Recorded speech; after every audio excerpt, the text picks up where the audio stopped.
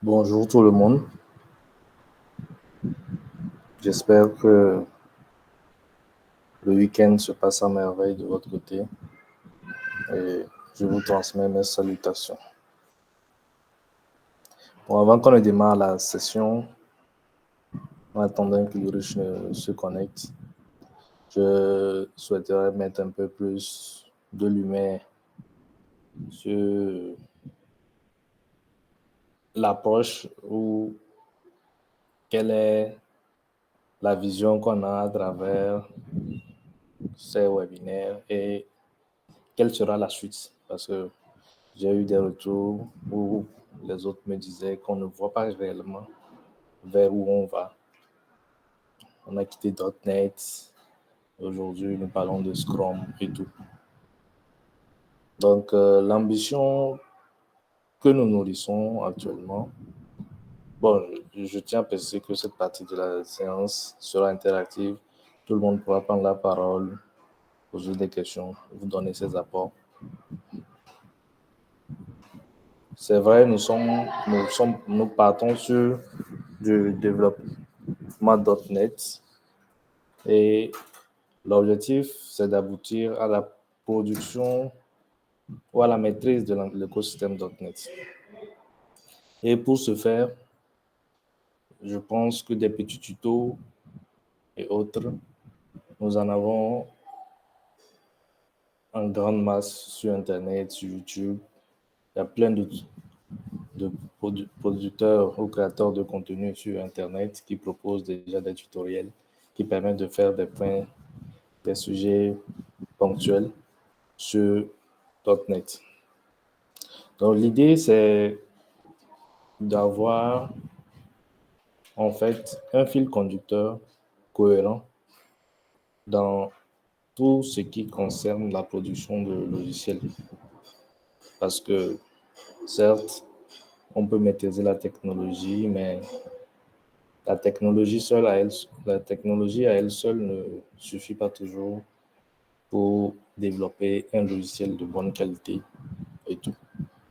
Donc, l'idée que nous avons, c'est qu'ensemble, nous qui participons à ce webinaire, que nous puissions avoir un projet fil rouge qui englobe à peu près la plupart des thématiques qu'on rencontre dans la gestion ou dans le développement des projets sur les technologies .NET. Et l'idée est quoi? Nous allons nous aligner sur tout ce qui est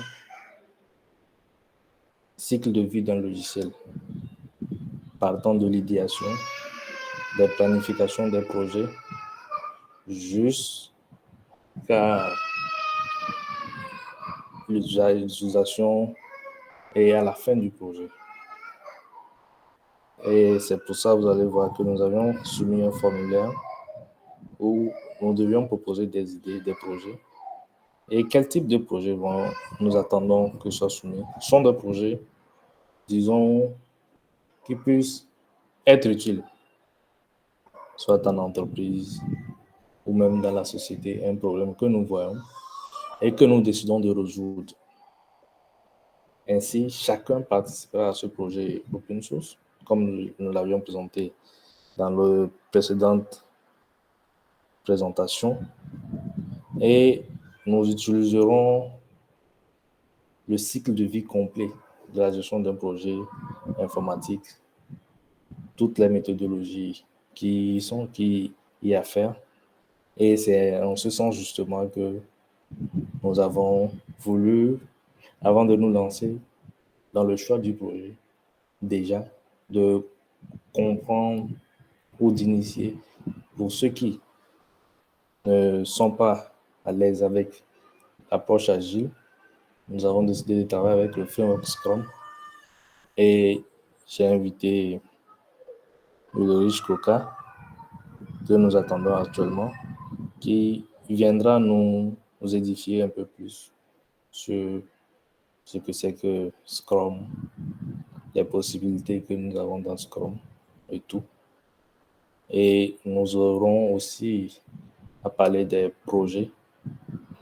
Mais comme il n'est pas encore connecté, je pense que ce serait intéressant, comme tu as déjà échangé, sur l'approche projet et voir, prendre le pouls en fait. J'ai vu des propositions de jeux vidéo et tout.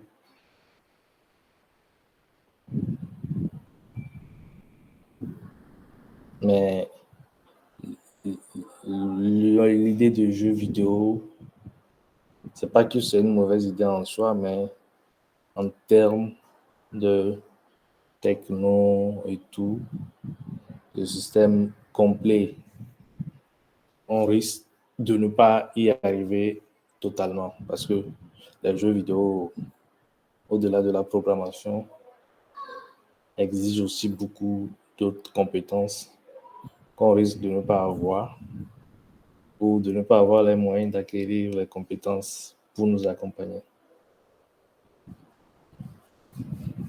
Et les projets de jeux vidéo ne couvrent pas dans les entreprises. L'idée, c'est d'avoir à la fin des développeurs capables, en toute autonomie, de rejoindre une entreprise qui veut aller sur du .NET et servir valablement. Donc, le micro est ouvert à qui veut le prendre et tout. Donc, le riche vient de se connecter, mais je représenterai le décor avant de lui passer la parole. Donc, bonne arrivée, Lurich.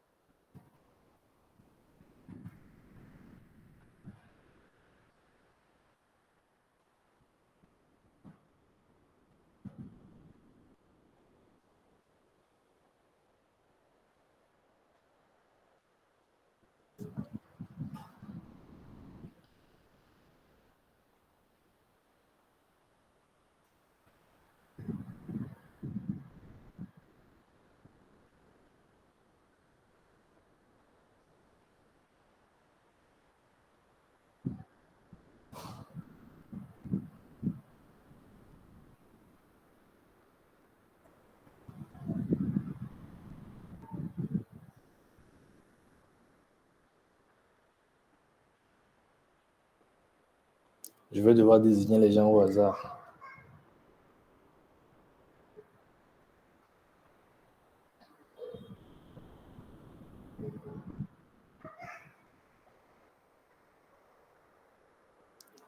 Il m'attaque, Cathy.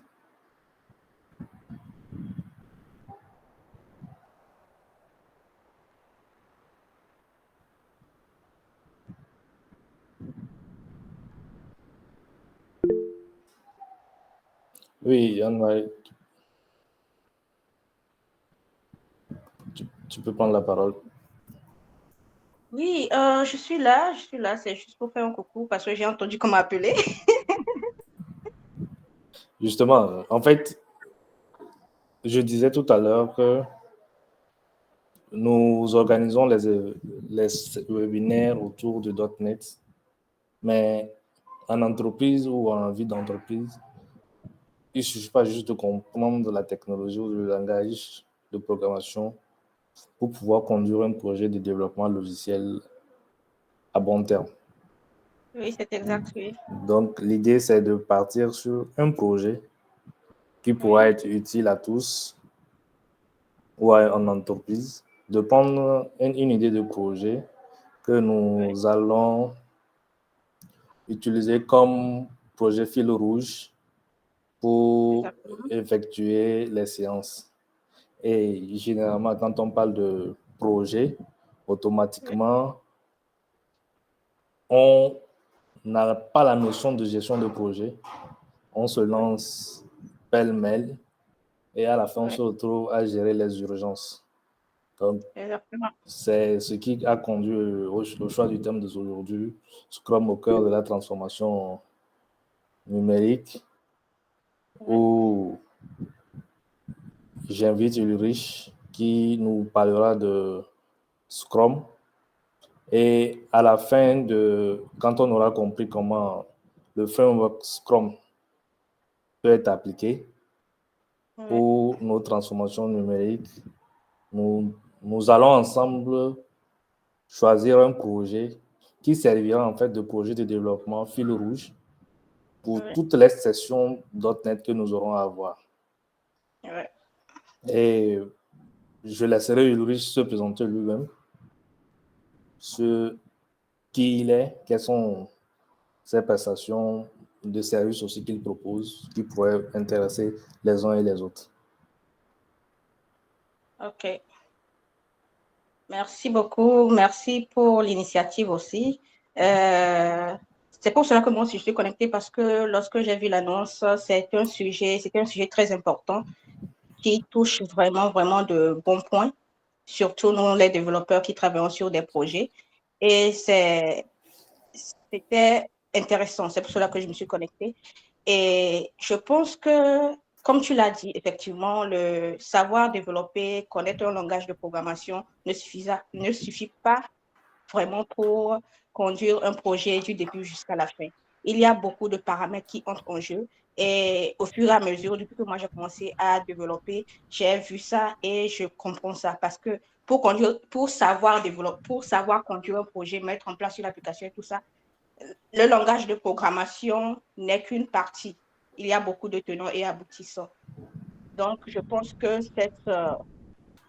cette réunion, ce webinaire va beaucoup nous aider, surtout avec Ulrich, qui est expert dans la conduite des projets, va beaucoup nous aider à comprendre vraiment ce que c'est que vraiment, vraiment la gestion d'un projet en informatique. Donc, pour ce qui est de la mise en place de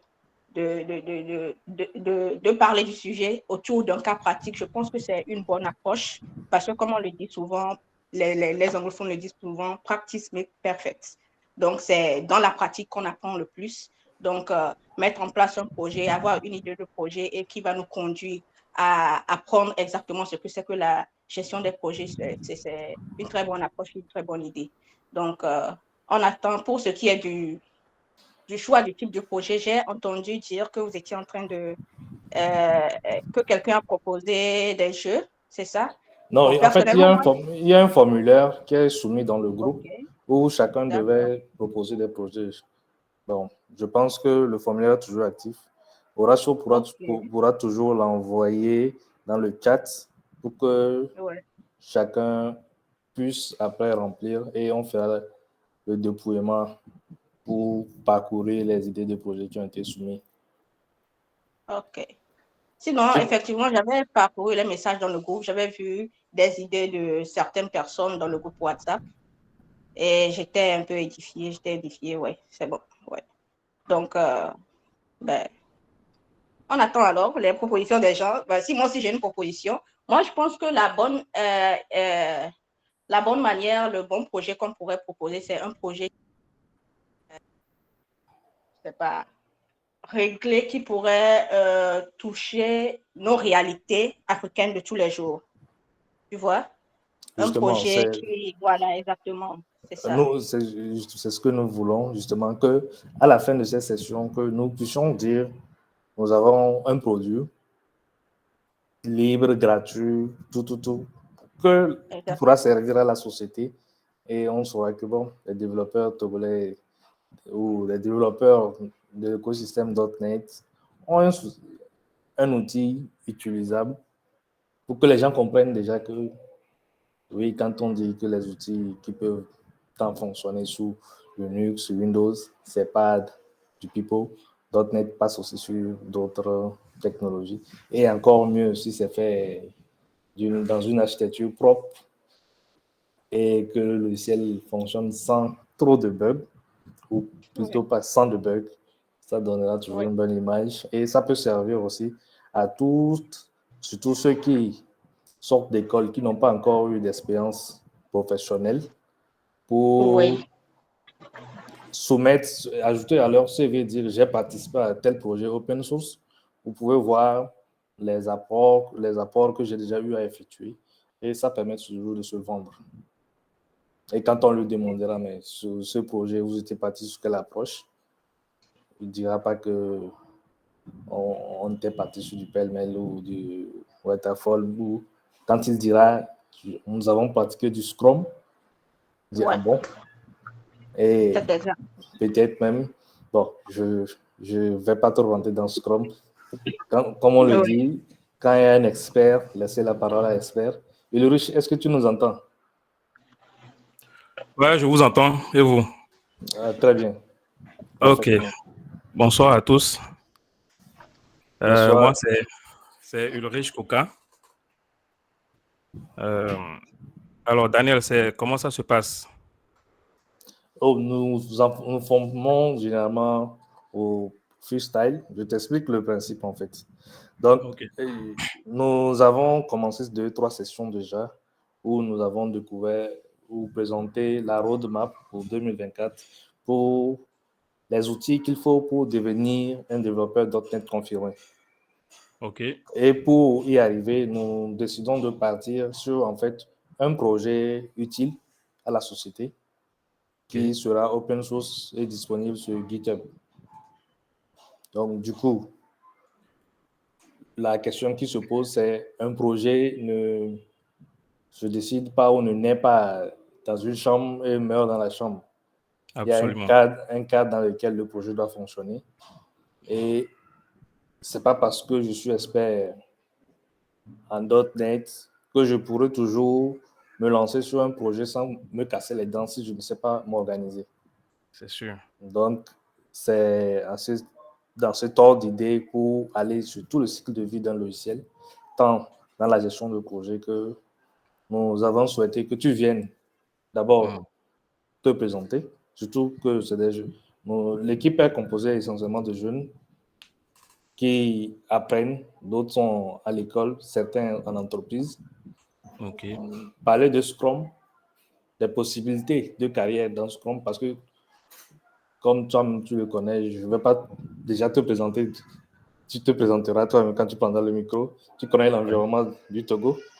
Tu sais quelles sont les perspectives qu'il y a et offrir en fait une autre visibilité aux frères et autres, que l'on sache qu'il n'y a pas que le profil codeur dans l'écosystème du développement, mais qu'il y a aussi d'autres soft skills qu'il faut développer. Ok, merci. Moi, c'est Ulrich Koka, comme je le disais. Je suis ingénieur génie logiciel.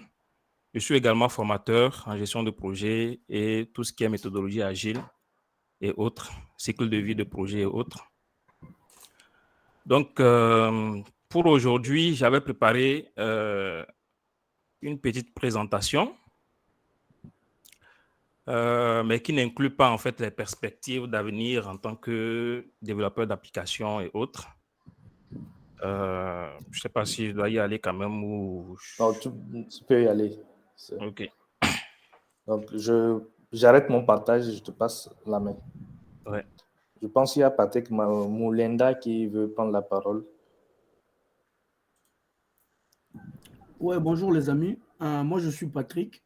Je suis congolais, mais j'ai été informé par cette activité via LinkedIn parce que je pense que je suivais Daniel Ouagou sur LinkedIn. Moi, je vis au Canada.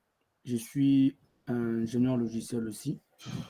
Mais après, j'ai entendu quand même, vous avez parlé du fait que vous allez mettre en place un projet, etc. Et utiliser Scrum et tout.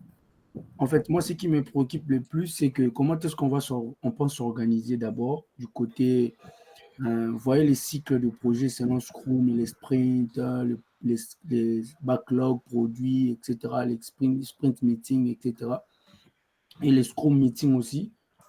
Et puisque le projet sera open source, sera-t-il possible d'avoir la possibilité de réunir les gens parce que généralement, les sprints ne peuvent pas dépasser 3 à 4 semaines.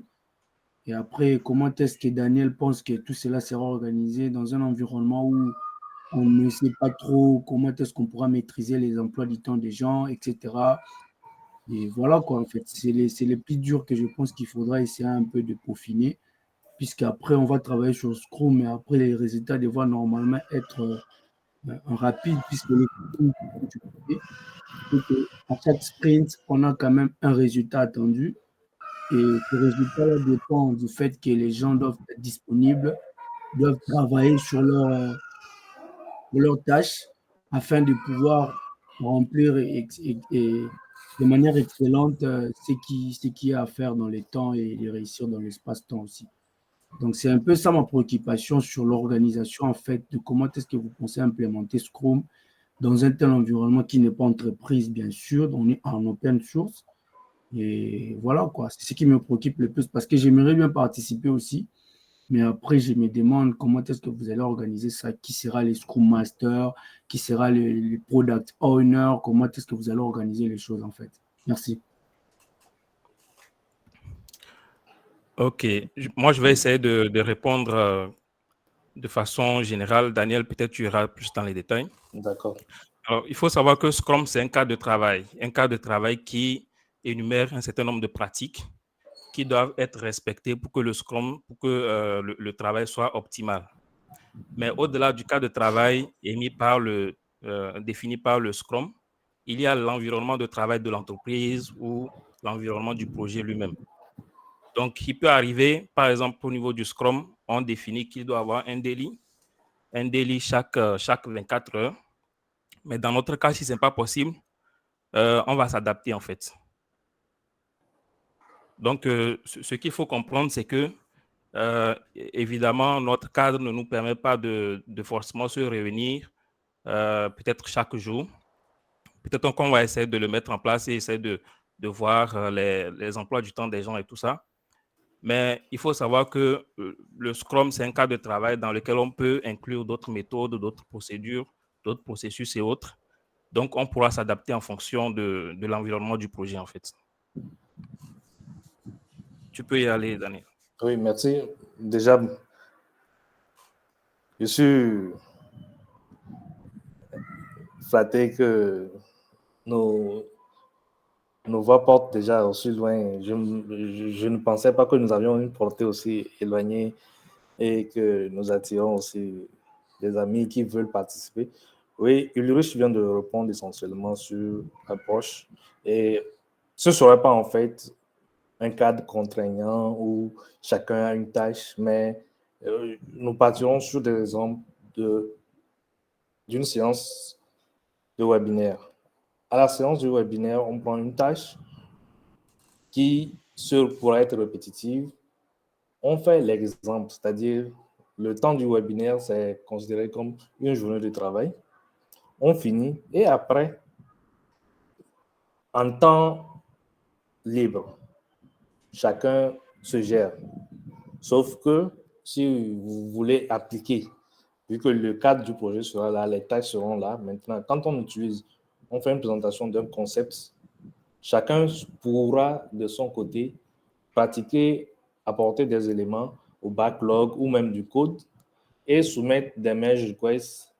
Et si la personne souhaite, on pourra organiser des séances de revue ou de code. Mais à chaque nouvelle séance de webinaire, on fera un petit parcours des codes qui ont été produits dans la semaine et autres par les camarades et faire une petite revue si nécessaire avant de continuer. Donc, c'est pour ça que nous partons sur, en fait, l'idée d'un projet qui tiendra sur toute l'année. Et vu que c'est un projet open source que nous-mêmes nous décidons, nous n'aurons pas, en fait, de réelles contraintes de livraison que nous dirons chaque 2 semaines ou autre. On sera notre Scrum, mais on l'adaptera au cadre du webinaire, comme Ulrich vient de le dire. Il y a Gédéon Para aussi qui lève la main.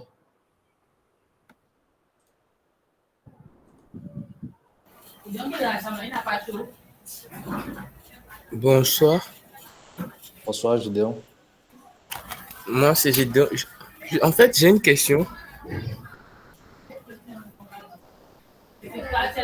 Oui.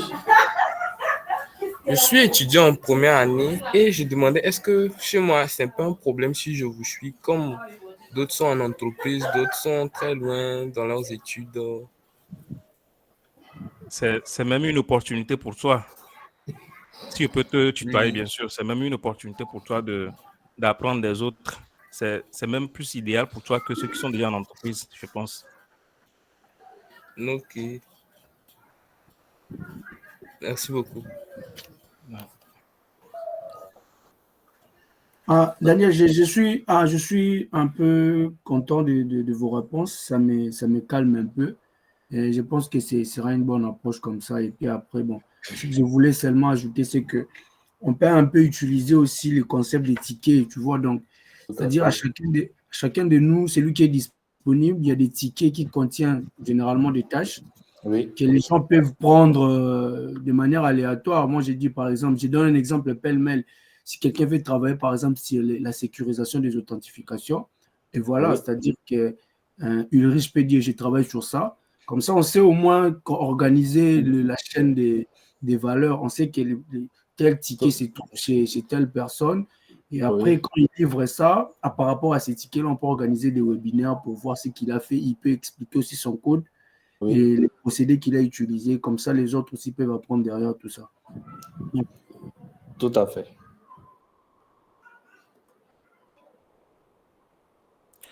Ok, s'il n'y a plus de... Est-ce qu'il y a d'autres questions? Non, je pense que tu peux prendre la parole. J'arrête mon partage. Je suis sûr qu'il y en a qui sont pressés d'en finir, d'aller vers le football. On va essayer quand même d'être concis. Est-ce que j'ai la possibilité de partager? Je pense que je n'ai pas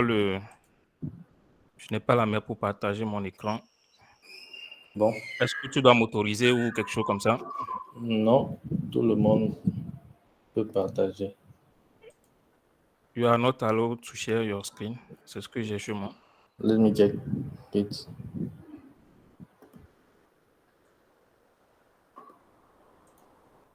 Ah, oui, c'est bon. OK.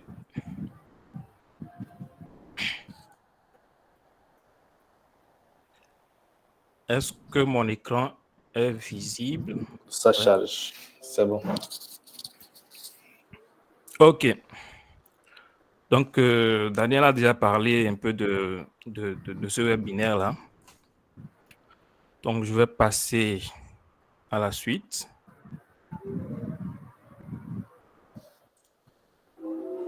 OK. Je me suis déjà présenté. Moi, c'est Ulrich Koka. Je suis ingénieur génie logiciel et formateur. Je suis formateur agréé PMP, formateur agréé PSM, PSPO. Et donc, c'est un peu ça. Je suis le promoteur de eSoft Solutions. Donc, j'essaie de partager ce que j'ai appris tout au long de ma carrière, de ma petite carrière et tout ce que j'ai eu à apprendre lors de mes certifications à travers une chaîne YouTube, à travers mes réseaux sociaux et autres, et à travers également des formations. Donc, avant de commencer, j'avais préparé un petit quiz. Est-ce que je peux lancer ça? Oui, je pense. Donc, si ceux qui ont la possibilité de scanner ce code QR ou aller directement sur Slido et de taper ce numéro-là, l'idée, en fait, c'est de pouvoir évaluer un peu le niveau de connaissance en Scrum des participants de ce webinaire-là pour voir comment aller en profondeur au niveau des sujets ou rester un peu plus basique. Donc, ceux qui ont la possibilité, essayez d'aller soit de scanner, soit d'aller sur Slido et de taper le numéro qui est affiché et essayer de répondre. On va voir. Je pense que je peux afficher ça en même temps.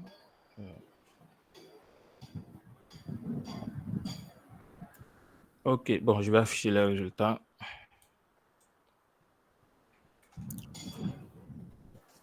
OK, donc ça, c'est... il y a une seule personne qui a... Oui, c'est ça, non? Il y a une seule personne qui a voté. Ouais, c'est moi qui ai voté. C'est moi qui ai voté, ouais. OK, est-ce qu'il peut y avoir 2 ou 3 autres votes et puis on va passer? Bon, merde, c'est pas grave.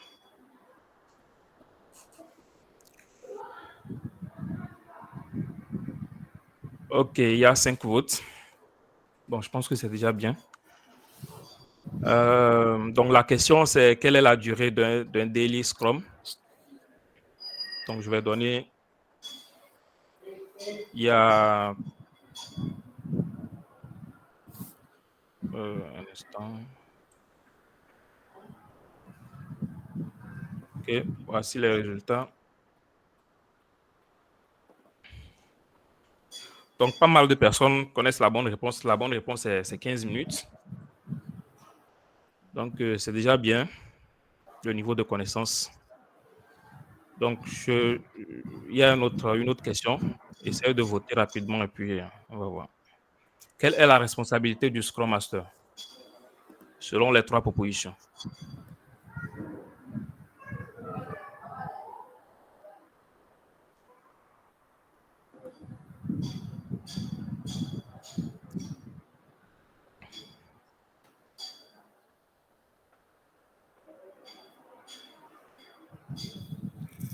OK, c'est déjà pas mal.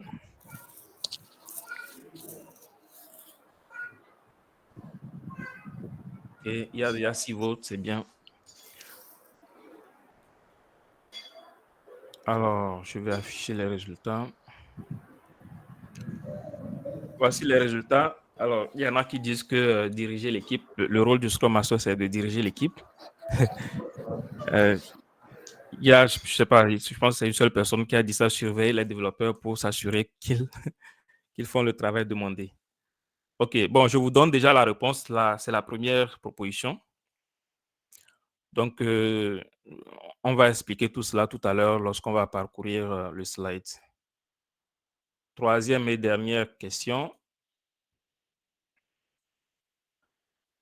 Qui doit assister au Daily Scrum?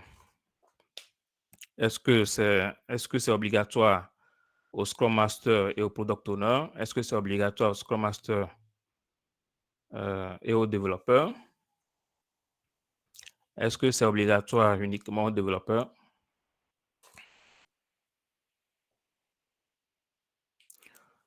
Donc, j'ai déjà 6 votes, 7. Et unanimement, tout le monde dit que c'est obligatoire aux développeurs et au Scrum Master. Bon, déjà, il faut savoir que pour ceux qui ont l'ambition de passer la certification, c'est en anglais et il faut vraiment faire attention aux termes. Ici, la question était qui doit assister. Donc, il y a qui doit énonce l'obligation d'assister et le Scrum Master n'est pas obligé d'assister au daily. Le daily, c'est uniquement pour les développeurs. Les autres peuvent assister, mais en tant qu'observateurs. Donc, le niveau est pas mal. Vous avez quand même une connaissance sur le Scrum. Donc, on va y aller rapidement. Et puis, pour ceux qui voudront approfondir plus tard leur connaissance sur le cadre de travail Scrum, ils peuvent nous contacter pour suivre une formation et puis approfondir leurs connaissances. Donc, est-ce que jusque-là, vous avez des questions?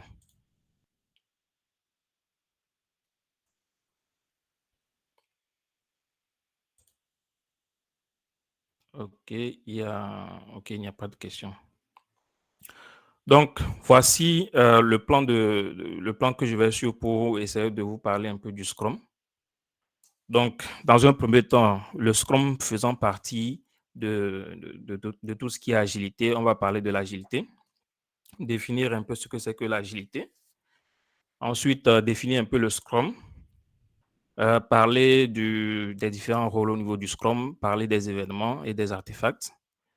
Ensuite, énumérer un peu les différentes valeurs et puis parler des piliers, les piliers Scrum. J'ai tenu à finir avec la découverte de Azure DevOps. Étant donné que nous sommes dans un environnement, nous sommes avec des développeurs qui souhaitent implémenter cela. Donc, Azure DevOps, c'est quelque chose que vous pouvez expérimenter aussi avec du Scrum et tout ce qui est versionning de code et autres. Donc, s'il n'y a pas de questions, on va évoluer. Alors, c'est quoi l'agilité? Est-ce que une personne peut se porter volontaire rapidement pour nous parler de ce qu'il pense de l'agilité?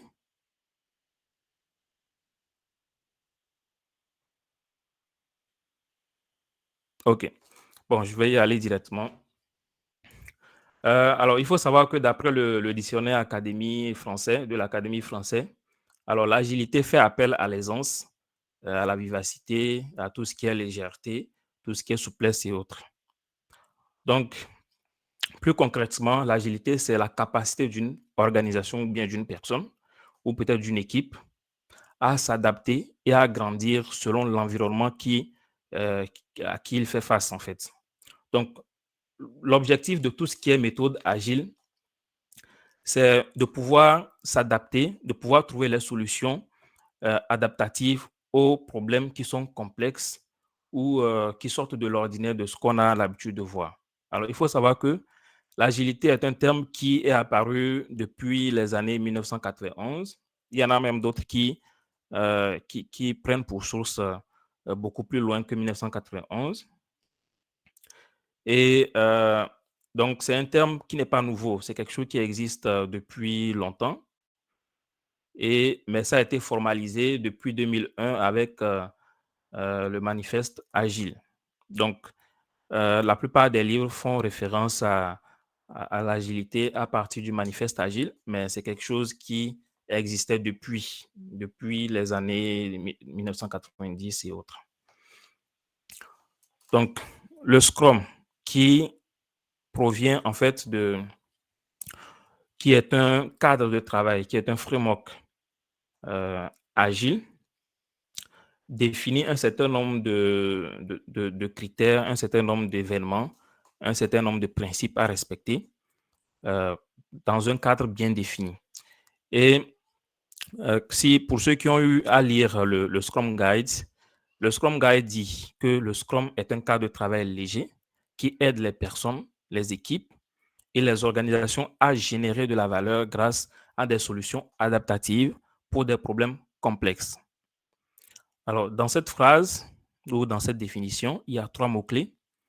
Valeur, c'est-à-dire le Scrum, lorsque vous êtes sur un projet ou sur une application qui nécessite de livrer de la valeur, qui nécessite de s'adapter en fonction de l'environnement, de s'adapter très souvent en fonction de l'environnement et que le projet soit complexe. Ici, la complexité fait référence fait référence aux événements imprévisibles, c'est-à-dire que vous n'êtes pas sûr du besoin demandé par le client, par exemple, ou bien vous n'êtes pas sûr de la stabilité de l'environnement. En ce moment, on parle de complexité.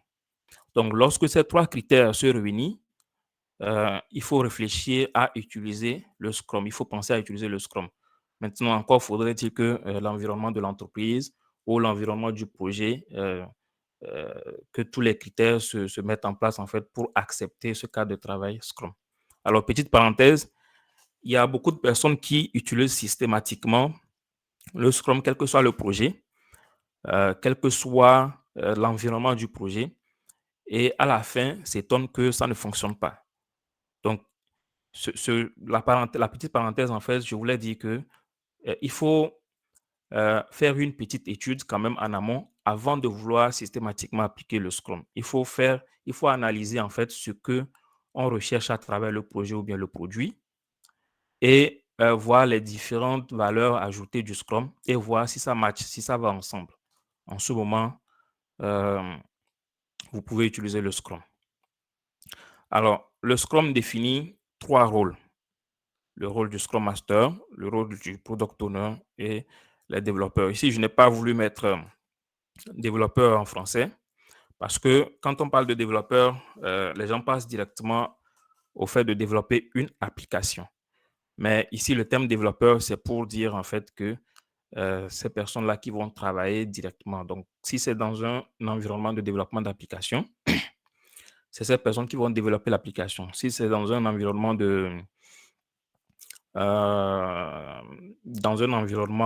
par exemple, de construction, ce sont ceux qui vont travailler sur le terrain. Donc, le Scrum définit 5 événements. Donc, il y a le sprint planning, le daily Scrum, le sprint review, sprint rétrospective et le sprint lui-même qui englobe ces 4 autres événements. Donc, on va voir tout à l'heure un peu plus en détail la définition, le contenu de ces 5 événements. Donc, le Scrum définit également 3 artefacts. Les artefacts permettent d'avoir une transparence en fait sur tout ce qui est développé en termes de fonctionnalités, en termes de produits à livrer. Donc, nous avons le product backlog, nous avons le sprint backlog, il y a les incréments qui représentent en fait les items qui sont validés à la fin d'un sprint. Alors, est-ce que vous avez des questions jusqu'à ce niveau-là? Est-ce qu'il y en a qui ont des questions?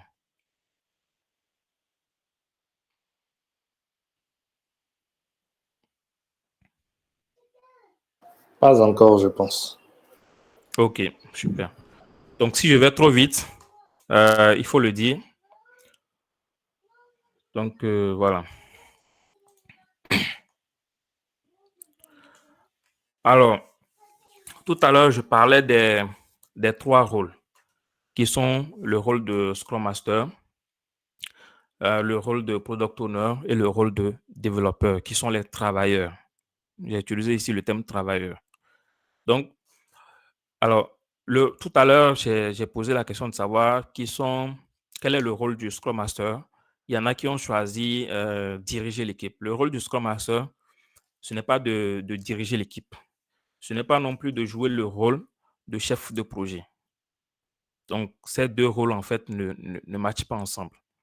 Le rôle du Scrum Master, c'est d'être un leader pour l'équipe et d'être au service de l'équipe, en fait. C'est-à-dire que lorsque, je prends un exemple, lorsque une équipe est en train de travailler sur une fonctionnalité et a besoin, par exemple, d'une autre équipe ou bien d'une autre ressource qui est difficile à avoir, mais qui se trouve quand même peut-être au sein de l'entreprise, en ce moment, c'est le Scrum Master qui va essayer d'avoir la ressource pour l'équipe, pour que l'équipe puisse avancer.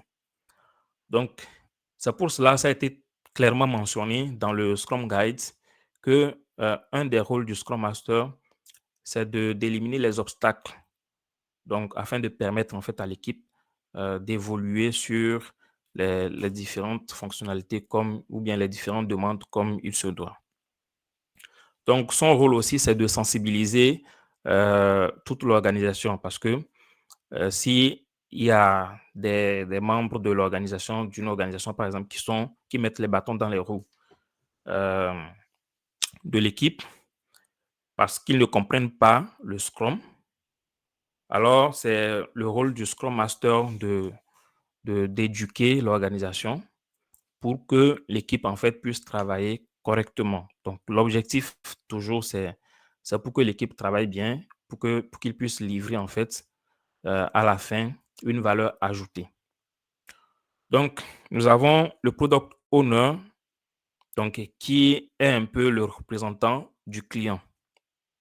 Donc, c'est le Product Owner, en fait, qui définit la vision vers laquelle on veut aller. Donc, si vous regardez au niveau du Scrum Guide, il a été mentionné que le rôle du Product Owner, c'est de maximiser la valeur du produit. Donc, l'objectif, en fait, il est très compliqué de travailler avec plusieurs clients en même temps.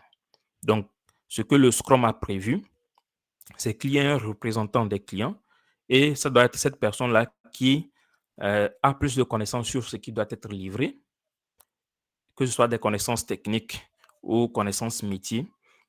Donc, cette personne doit être en mesure de pouvoir discuter facilement avec l'équipe de développement et pouvoir servir de lien entre les utilisateurs ou les différents clients et l'équipe. Donc, c'est un peu ça. Alors, les développeurs, comme je l'ai dit tout à l'heure, c'est la task force, comme on le dit, c'est-à-dire c'est ceux qui vont travailler, qui vont implémenter le produit qui doit être livré, le produit qui va servir à la fin. Donc, ce sont eux qui font le travail, qui réalisent le travail. Est-ce qu'il y a des questions?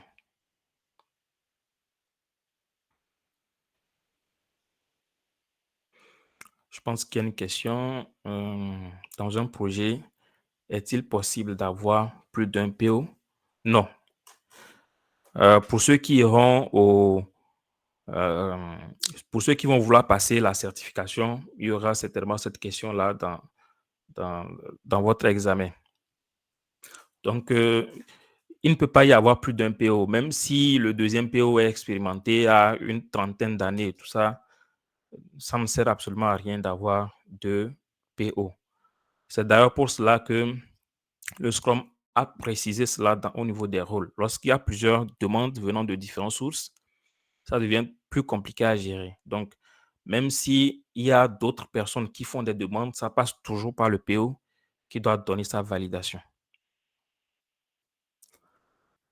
Est-ce qu'il y a d'autres questions? Merci, Diallo, pour ta question. Est-ce qu'il y a d'autres questions?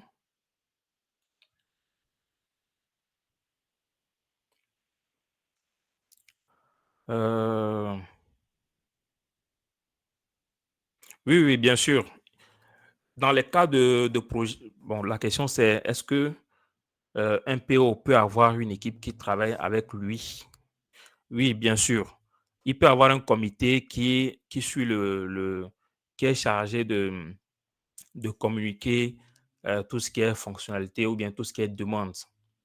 Ça peut arriver. Mais ce comité ou bien cette équipe doit avoir un représentant et le représentant doit avoir le dernier mot.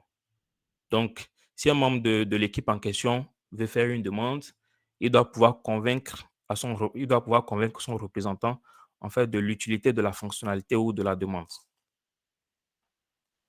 Donc, c'est un peu ça.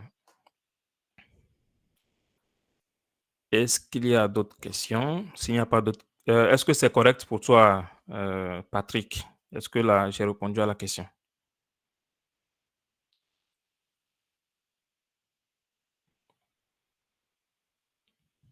OK.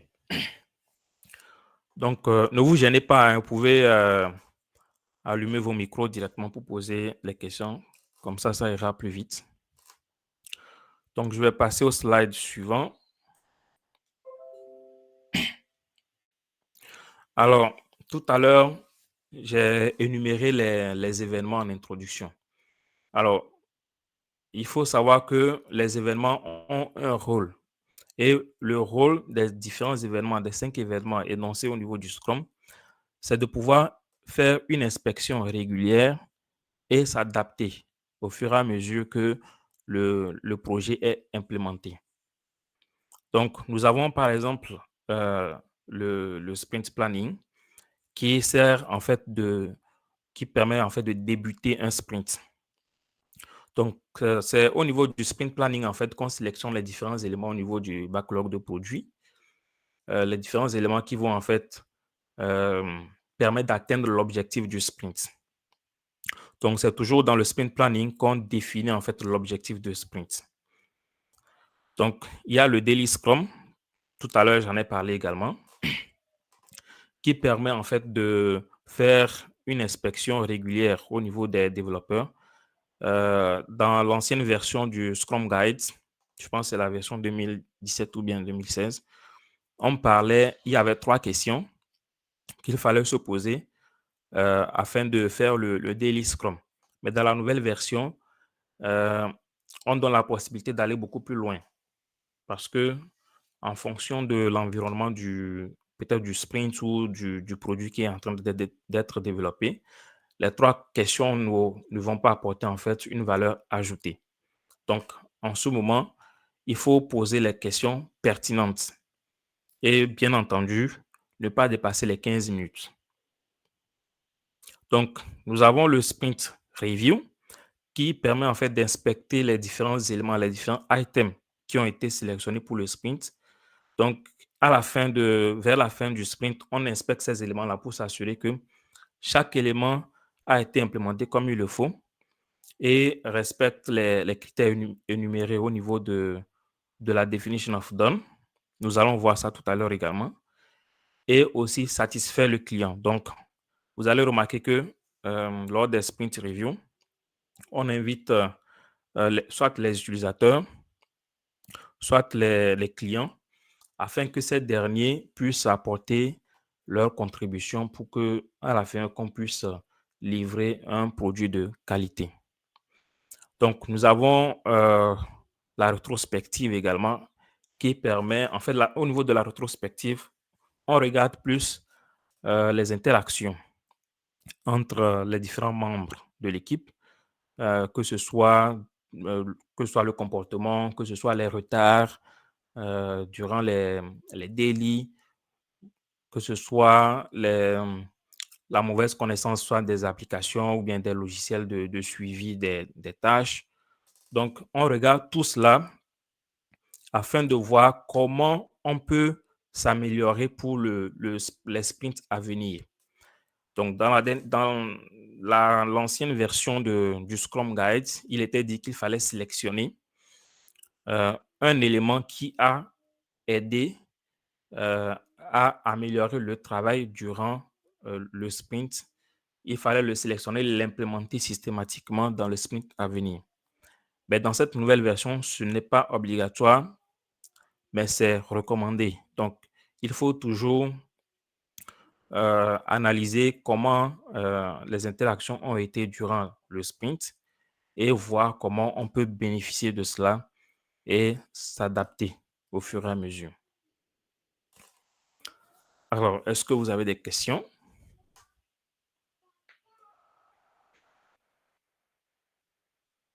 Ok, pas de questions. On va évoluer.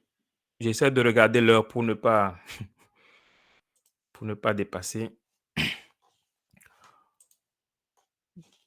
Donc, nous avons les artefacts. J'ai parlé tout à l'heure également des différents artefacts. Les artefacts permettent en fait d'installer de la transparence au sein de l'équipe. Lorsqu'une personne a besoin de s'informer sur les différents éléments sur lesquels les développeurs travaillent, qu'on ne soit pas obligé d'aller vers les développeurs pour leur poser des questions et pour engager des discussions qui peuvent prendre 1 heure, 2 heures de temps sans produire un réel plus-value. Donc, l'objectif des artefacts, c'est de pouvoir mettre en place des données qui sont consultables par les personnes qui sont bien entendu autorisées. Donc, il y a par exemple le Product Backlog qui permet de définir la vision du produit qui doit être livré, qui permet de déterminer les différentes priorités. Parce qu'au niveau du backlog de produits, les éléments les plus prioritaires sont mis au-dessus et les moins prioritaires sont en bas. Donc, ça permet de montrer un peu une vision vers laquelle l'équipe s'en va. Donc, il y a le sprint backlog également, qui est un planning destiné aux développeurs. Donc, les développeurs font leur planning, font leur affectation et font le suivi à travers le sprint backlog. Donc, vous comprendrez alors que souvent c'est durant le daily scrum que le sprint backlog est mis à jour. Bien entendu, on peut le mettre à jour en dehors de cela, mais en général, c'est durant le daily scrum que les développeurs essaient de voir les travaux qu'ils ont fait la veille, ce qu'ils vont faire aujourd'hui, les difficultés qu'ils ont rencontrées, comment ils peuvent aider l'équipe à s'améliorer et à atteindre le but du sprint. Donc, c'est dans ce document-là, on voit la trace de tout cela. Donc, nous avons l'incrément. Alors, l'incrément, comme je l'ai dit tout à l'heure également, l'incrément permet en fait de voir les différents items qui ont été sélectionnés durant l'événement qui s'appelle le sprint planning. Donc, de voir ces différents items-là, si ces différents items respectent la definition of done. Donc, une fois que ces items respectent la definition of done, ces éléments-là deviennent des incréments et donc sont potentiellement déployables, c'est-à-dire livrables. Donc, est-ce que jusque-là, vous avez des questions?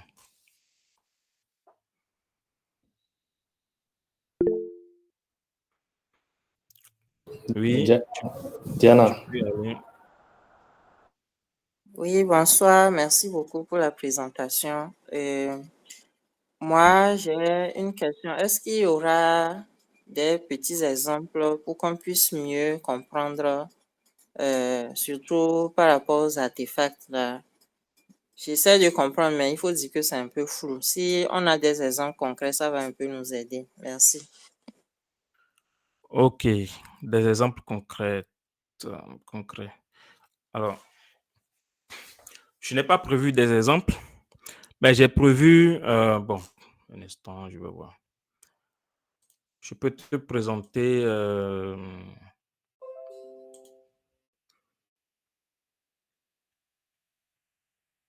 voilà, OK, je vais te montrer ça. Si on prend l'exemple du backlog de produits, ça, c'est une petite simulation que je faisais. Donc, supposons que nous sommes en train de développer une application de e-commerce ou je ne sais pas trop quoi. Donc, ça, c'est un exemple de backlog de produits. C'est une liste de tâches, en fait. Pas de tâches, une liste de fonctionnalités qui doivent être livrées pour le produit. Donc là, par exemple, nous avons une fonctionnalité qui dit que un instant, je vais juste élargir. Vous voyez mon écran, n'est-ce pas? Bon, je vais l'ouvrir, c'est mieux. Oui. OK. Donc, la fonctionnalité dit, en tant qu'utilisateur, je souhaite me connecter via mes comptes de réseaux sociaux afin de pouvoir accéder rapidement à la plateforme sans créer de nouveaux comptes. Donc, ça, par exemple, c'est un exemple d'éléments qui peuvent être intégrés au niveau d'un backlog de produits.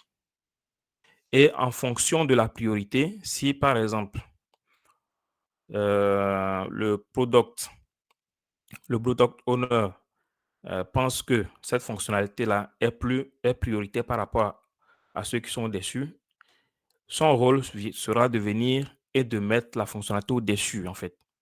Comme ça, l'équipe sait automatiquement que s'il faut, lors d'un sprint, sélectionner des tâches, il faudra mettre la priorité sur cette fonctionnalité-là. Donc, je ne sais pas si cet exemple-là est bien pour toi, Diana. Oui, c'est plus clair maintenant.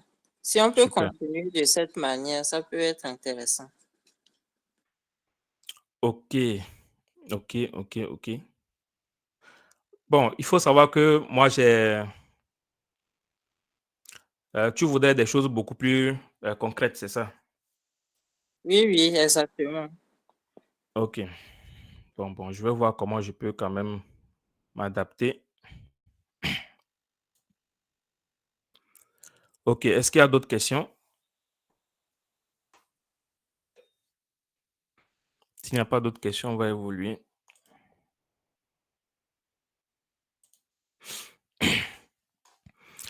Alors, le Scrum définit 5 valeurs. 5 valeurs, en fait, qui, si ces valeurs-là ne sont pas implémentées dans une équipe, c'est-à-dire il n'y a pas une certaine rigueur sur ces valeurs-là, ça sera un échec, en fait, le fait d'utiliser le cas de travail Scrum. Ça sera carrément un échec. Donc, ce qu'il faut savoir, c'est que dans une équipe Scrum, il faut qu'il y ait de l'engagement. Il faut qu'il y ait le courage. Il faut qu'il y ait l'ouverture d'esprit. Il faut qu'il y ait le respect. Il faut qu'il y ait le focus. Ces 5 éléments ont été clairement énumérés au niveau du Scrum Guide. Donc, une équipe Scrum qui se dit qu'elle applique c'est-à-dire les différents éléments énumérés au niveau du Scrum, qu'elle applique le cadre de travail Scrum et n'incarne pas ces 5 valeurs-là, ça ne va pas marcher. Parce que lorsque vous n'êtes pas engagé, les supérieurs seront amenés à vous contrôler de plus près. Lorsque vous n'avez pas, par exemple, le courage de pouvoir affronter les difficultés, parce que dans un projet, il y a toujours les difficultés chaque jour. Si vous n'avez pas ce courage-là, en ce moment, ça sera compliqué. Lorsque vous avez des questions, vous ne pouvez pas les poser, ça sera compliqué. Donc, c'est aussi le rôle du Scrum Master d'incarner ce leadership-là et d'amener en fait les membres de l'équipe à incarner ces différentes valeurs-là, ces 5 valeurs-là. Donc, il y a également 3 piliers sur lesquels le Scrum se base. Donc, nous avons la transparence, l'inspection et l'adaptation. Donc, tout à l'heure, je le disais, les événements ont été prévus pour favoriser l'inspection et la transparence, l'inspection et l'adaptation. Tandis que les artefacts ont été prévus en fait pour favoriser la transparence. Donc, est-ce qu'il y a des questions? Je voudrais aussi revenir à Diana. Nous avons un temps très limité. Donc, nous allons essayer plutôt d'aller vers des trucs un peu plus théoriques. Mais pour ceux qui veulent approfondir, comme je l'ai dit au tout début, pour ceux qui veulent approfondir, il suffit soit de vous documenter ou peut-être en faisant le projet que vous allez sélectionner, on aura le temps de pratiquer tout au long. Ou encore mieux, c'est de prendre une formation avec eSoft Solutions. Alors, est-ce que sur cette partie-là, vous avez des questions?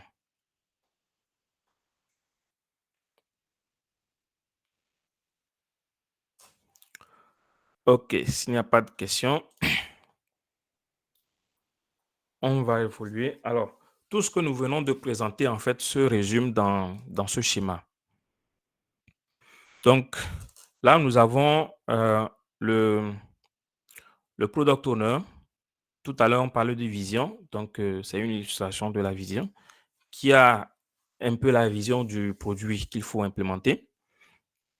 Ici, nous avons le Scrum Master avec sa baguette magique, dont l'objectif, en fait, est d'enlever tout ce qui est obstacle devant l'équipe, afin que l'équipe puisse évoluer comme il faut, d'inculquer également tout ce qui est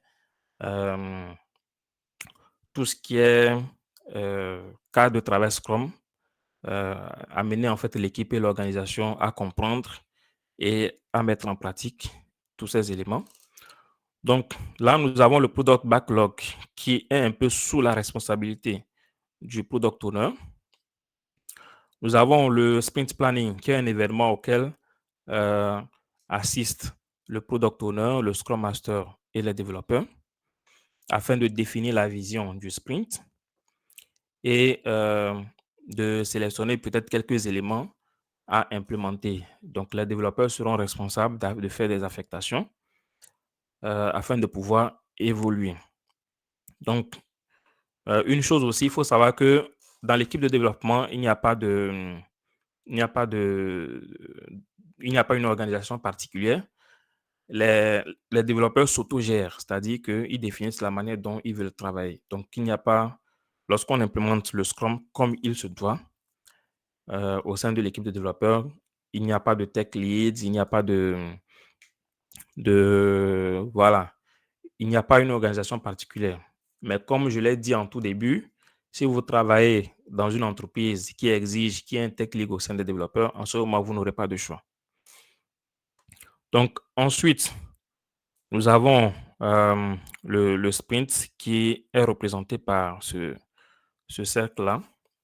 Donc, une fois pendant qu'on exécute en fait le sprint, il y a ce qu'on appelle le daily scrum, qui est un événement en fait qui se fait chaque jour, le jour, et de préférence à une heure bien définie, à un emplacement bien défini. Alors, si c'est à distance, il faut définir l'application ou l'outil utilisé pour faire la réunion. Donc, c'est un événement qui permet en fait de pouvoir se mettre à jour l'ensemble des développeurs afin que ces derniers, dans un premier temps, prennent connaissance des travaux qui sont en cours, prennent connaissance de comment toute l'équipe en fait évolue vers l'objectif du sprint et la livraison de la valeur par rapport au produit. Donc, une fois que ces différents éléments-là sont passés, il y a 2 événements qui permettent de clôturer le sprint. Donc, il y a le sprint review qui est marqué là, qui permet en fait de faire une inspection avec la présence des clients, la présence des utilisateurs, la présence du product owner et autres. Donc, qui permet en fait de donner leur avis par rapport à ce qui est fait. Et en fonction de cela, modifier s'il le faut le backlog de produits. Et ensuite, l'événement qui va suivre, c'est la rétrospective qui permet d'améliorer les processus au sein de l'équipe. Donc, ce schéma, en fait, permet de résumer tout ce que nous avons vu tout à l'heure.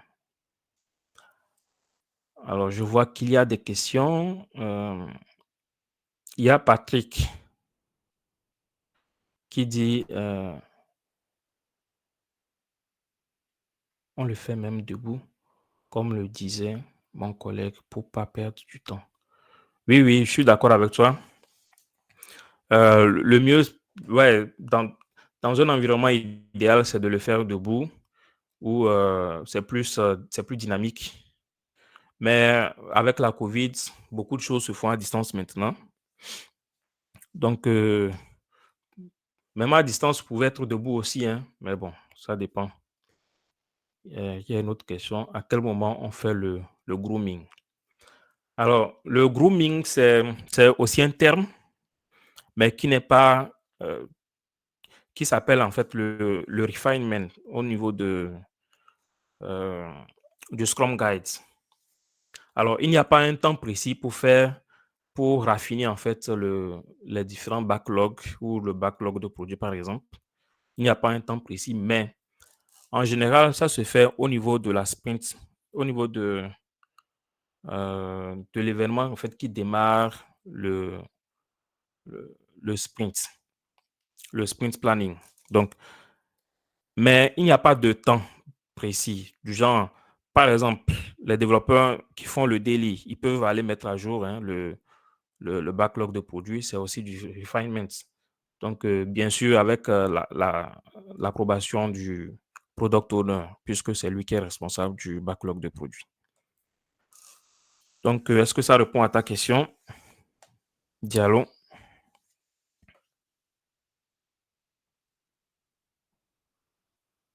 Vous pouvez ouvrir vos micros pour parler, il n'y a aucun souci. Ouais, c'est plus facile que de revenir. Et ça aidera aussi beaucoup plus les camarades qui viendront sur le replay sur YouTube. Donc, je vous invite à ouvrir vos micros si vous avez des questions. Il n'y a aucun souci. C'est ça. OK. Je pense qu'il n'y a plus de questions. On va évoluer. Alors, ici, j'ai essayé de de ressortir les problèmes qui sont résolus avec le cadre de travail Scrum. En réalité, la présentation pouvait se faire juste grâce à, à ces différents problèmes-là. Parce qu'au finish, c'est ça, hein, c'est de savoir quel est le plus-value apporté par le Scrum. Donc, nous avons dans un premier temps le manque de visibilité. Dans certaines entreprises, pour avoir de la visibilité, vous allez voir que il y a plusieurs personnes au niveau de la hiérarchie qui viendront au niveau des équipes poser les mêmes questions ou faire plusieurs réunions pour objectif de donner les mêmes informations. Donc, au finish, on se retrouve à perdre du temps, on se retrouve à faire les mêmes choses plusieurs fois et au finish, en fait, la valeur n'est pas livrée à la fin parce que l'équipe est en retard. Voilà, il y a plein de problèmes autour. Donc, pour assurer de la visibilité, Scrum a prévu 2 choses, les artefacts et les événements.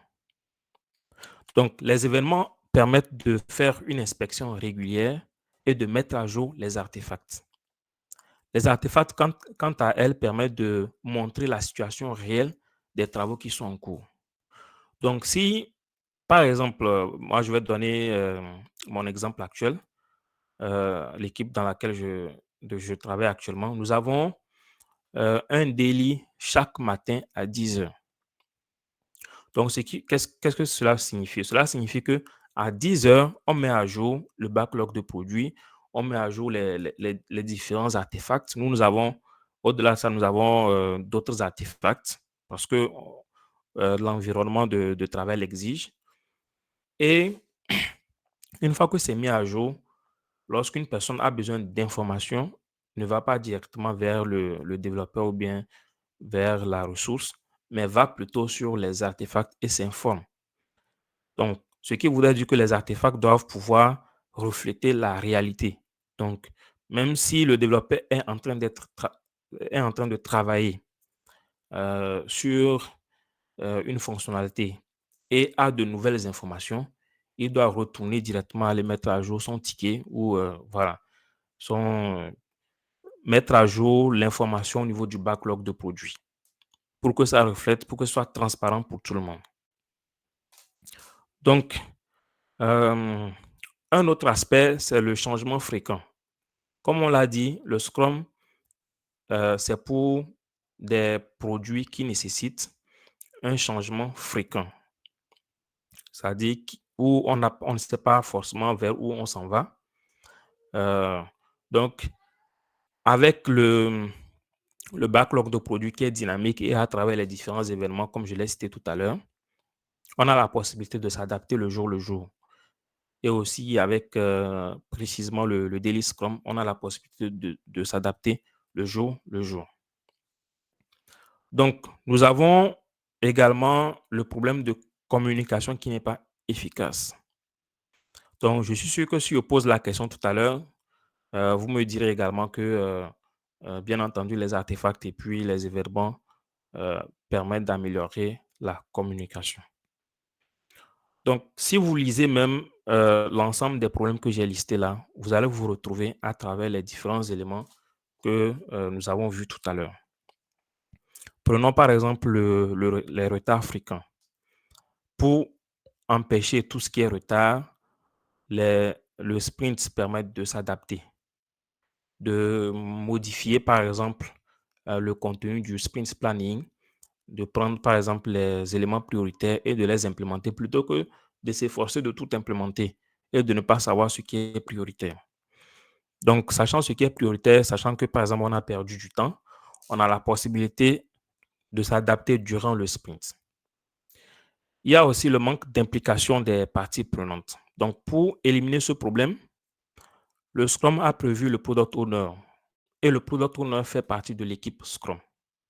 Donc, ce n'est pas, par exemple, durant la sprint review que le client viendra dire qu'il n'a jamais demandé une fonctionnalité, que ce n'est pas ce qu'il voulait alors qu'on a déjà perdu peut-être un mois. Donc, le Product Owner faisant partie de l'équipe Scrum, il intervient le jour et dès que les développeurs ont besoin de plus de précision sur certains aspects, ils s'en vont vers le Product Owner pour avoir des éclaircissements. Donc, en ce moment, il y a une implication du client, il y a une implication des parties prenantes et tout le monde sait vers où on s'en va. Donc, le manque d'adaptabilité également. Si on est sur un projet qui nécessite beaucoup d'adaptabilité, le Scrum est un bon cadre de travail pour éviter d'implémenter des trucs jusqu'au bout et au finish, on n'en a pas besoin en fait. Peut-être parce que l'environnement, le marché a changé ou l'environnement des développeurs a changé ou il manque une ressource. En tout cas, il peut y avoir beaucoup de problèmes qui peuvent nécessiter une adaptation. Donc, le manque de motivation de l'équipe. Donc, à ce niveau, le Scrum précise l'auto-organisation.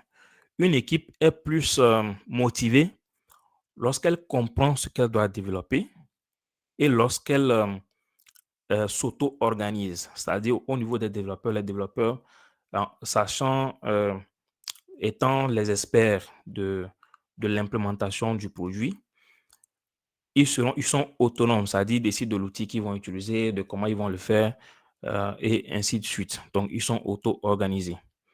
Et donc, cela permet de livrer une plus grande valeur.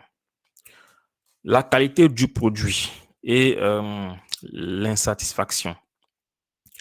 Alors, là également, les différents événements qui ont été mis en place interviennent. Donc, le fait de pouvoir revoir à chaque fois les différents items au niveau du backlog de produits, au niveau du sprint, de pouvoir les réviser, de pouvoir confronter le travail avec la definition of done ou la définition de terminé. Donc, ça permet en fait de s'assurer que ce qu'on est en train de faire permet effectivement de livrer de la valeur.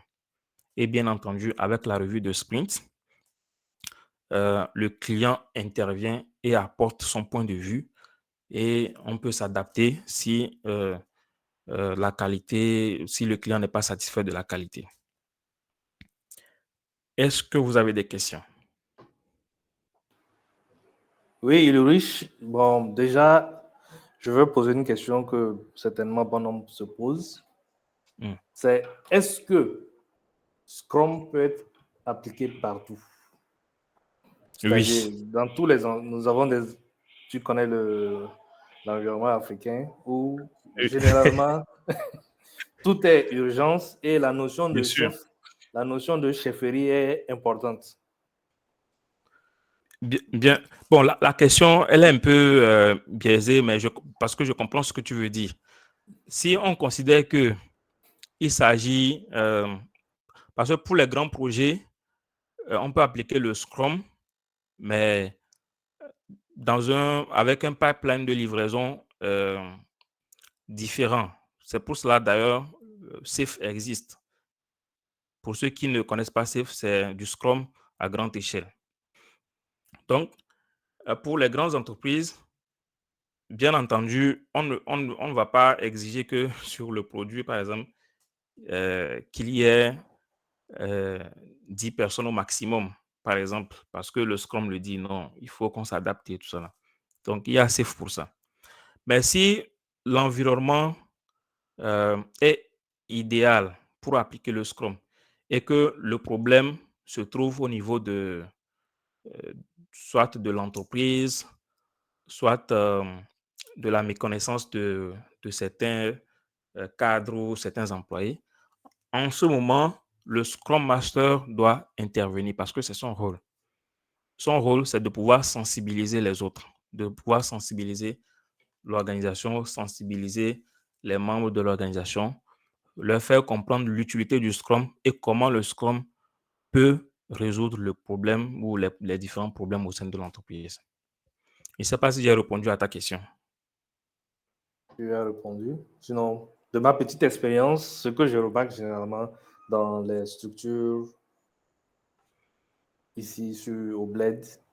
Oui. On démarre le projet, nous partons sur du Scrum. Mais le projet a une durée de vie de 3 mois déjà définie.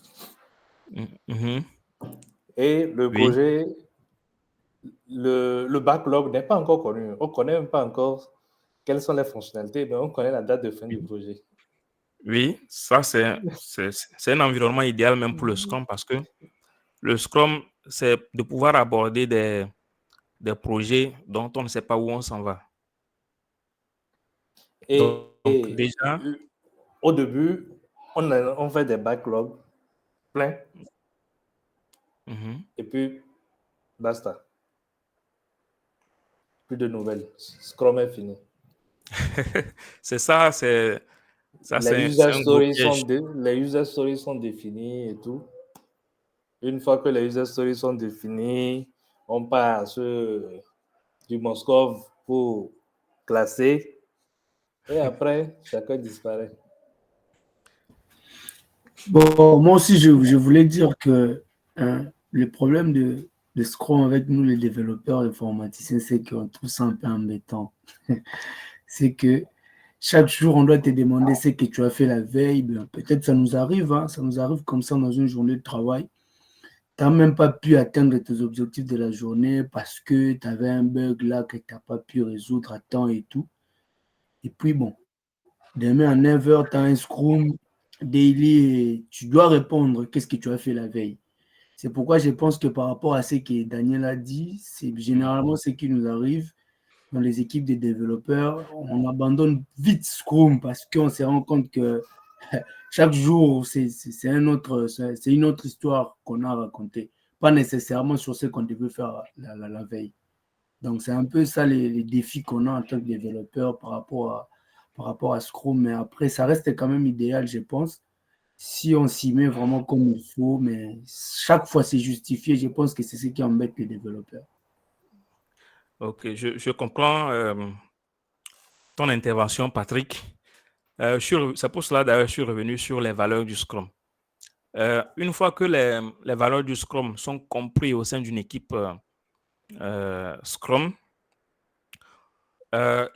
durant les daily, on n'est pas obligé de demander. En fait, les daily, ce n'est pas fait pour savoir ce que le développeur a fait la veille. Ce n'est pas fait pour ça. Si c'est ce que le Scrum Master demande lors du daily, ça peut parfois frustrer parce que tu peux, en tant que développeur, on sait ce que c'est. Hein, tu peux prévoir passer, par exemple, une journée sur une fonctionnalité et au final, ça peut te prendre une semaine. Et que chaque jour, par exemple, qu'on te demande où est-ce que tu en es sur la même fonctionnalité et que tu ne fais que citer des problèmes tous les jours, ça peut être frustrant.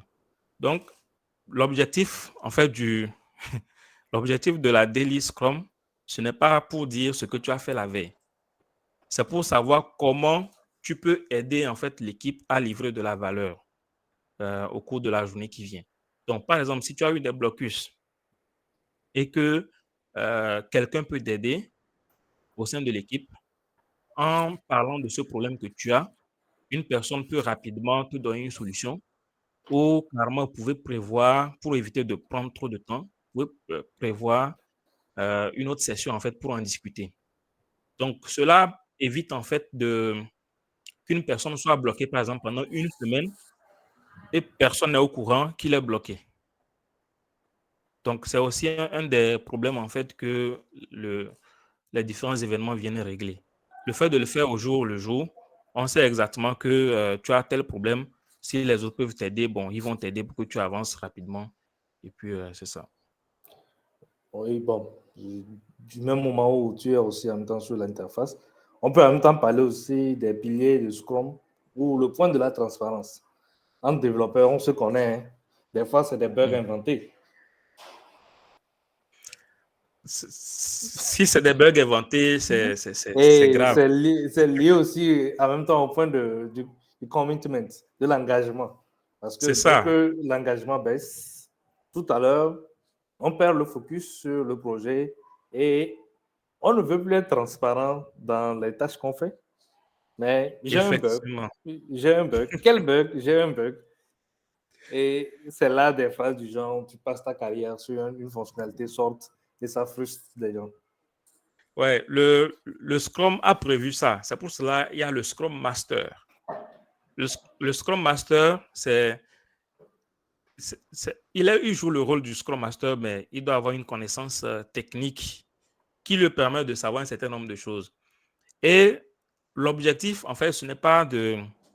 C'est aussi ça le truc, c'est le point de vue. L'objectif, ce n'est pas de forcer le développeur du genre comme s'il était une machine. Le Scrum Master, lui, de son point de vue en tant que leader et en étant au service de l'équipe, il doit pouvoir avoir du recul et voir que telle personne n'est pas à l'aise avec ce rôle et discuter avec la personne et savoir comment l'aider à être plus efficace.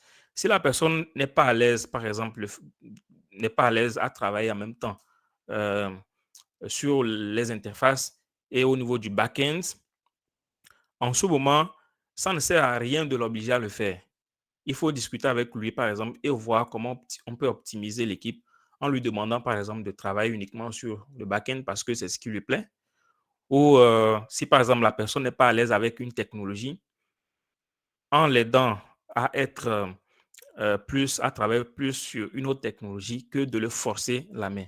C'est pour cela même, pour ceux qui sont habitués avec le cas de travail Scrum, vous allez constater qu'il y a la rétrospective qui se fait. Et souvent, qu'est-ce que les Scrum Masters font? Ils essaient d'évaluer le niveau d'engagement des membres de l'équipe. Et pour ceux qui... il y a des activités pour ça. Hein. Si vous voulez, on peut en discuter dans une autre session. Comment évaluer le niveau d'engagement d'une équipe en toute transparence pour que les membres de l'équipe n'inventent rien et tout ça. Donc, il y a des activités pour ça qui permettent de le faire et apporter des solutions, en fait, pour répondre à ces problèmes-là. Donc, le Scrum Master, il a un très grand rôle, celui d'être au service de l'équipe. Donc, c'est un peu ça.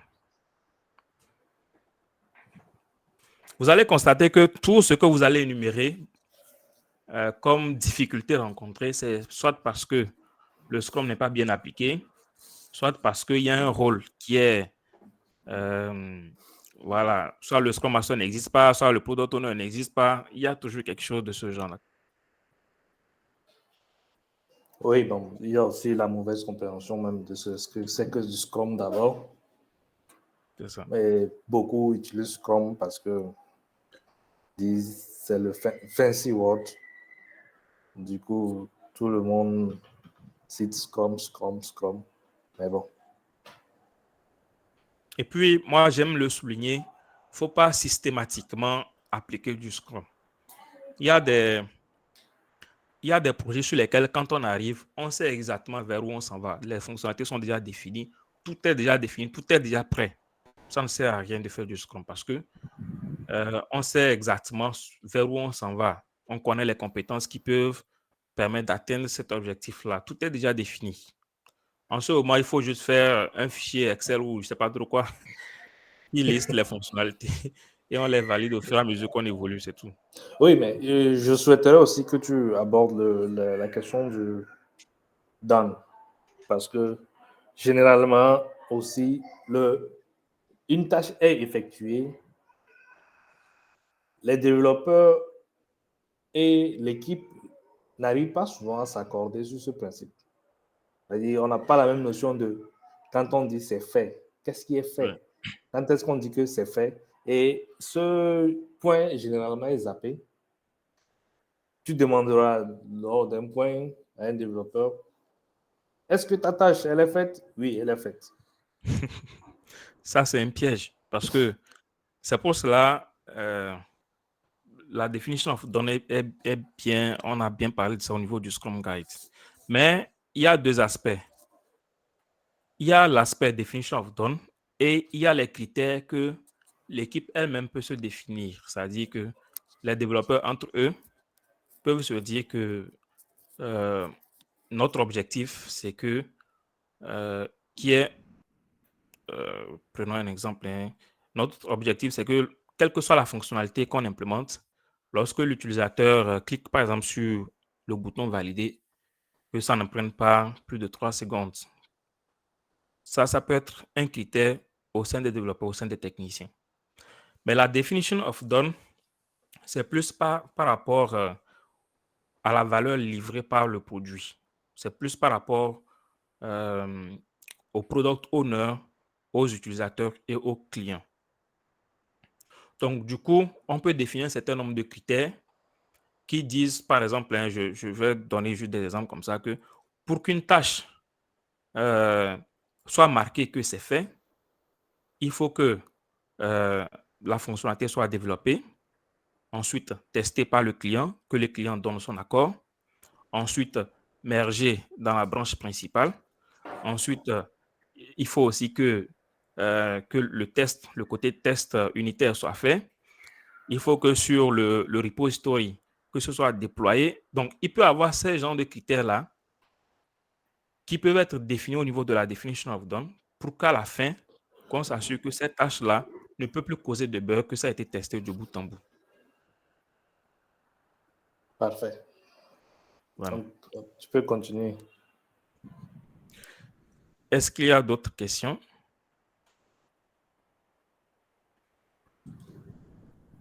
Ok, je pense que voilà, j'étais au niveau de... Ok, j'étais ici. Question, bon. Ok, la partie Scrum est terminée. Il est 14h37, ok. Ah oui, non, pas 14h. Il est 19h37 ici. Voilà, 19h37.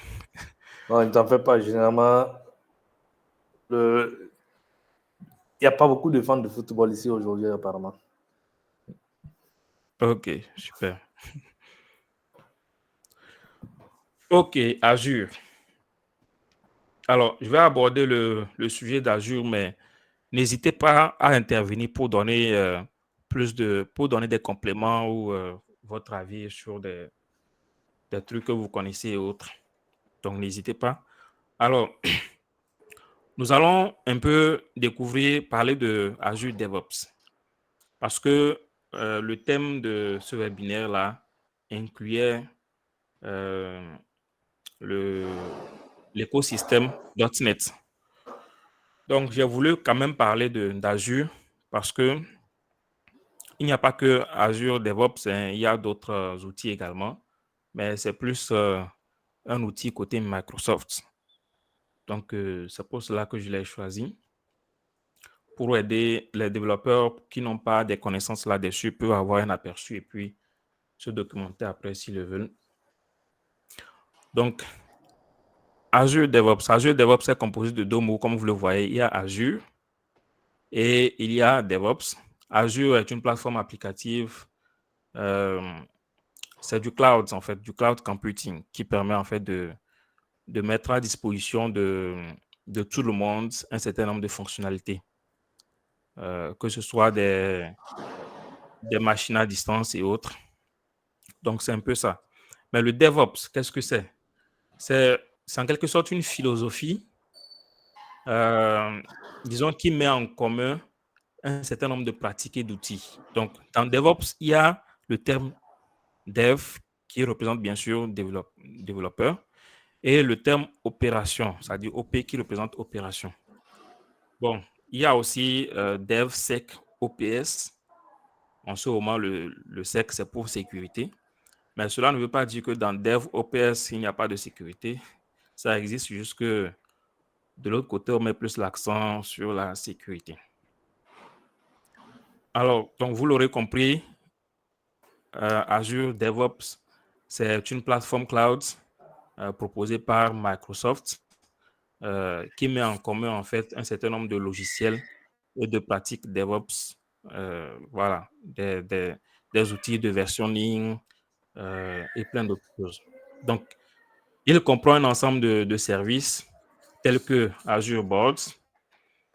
Je ne sais pas si on va en parler tout à l'heure, mais bon, je vais en parler un tout petit peu. Azure Board, en fait, permet de faire un suivi des événements de travail, donc des éléments de travail. Donc, il y a Azure Repo, Pour le contrôle de versionning, il y a Azure Pipeline qui permet de faire ce qu'on appelle le CI/CD, Continuous Integration et Continuous Deployment plutôt.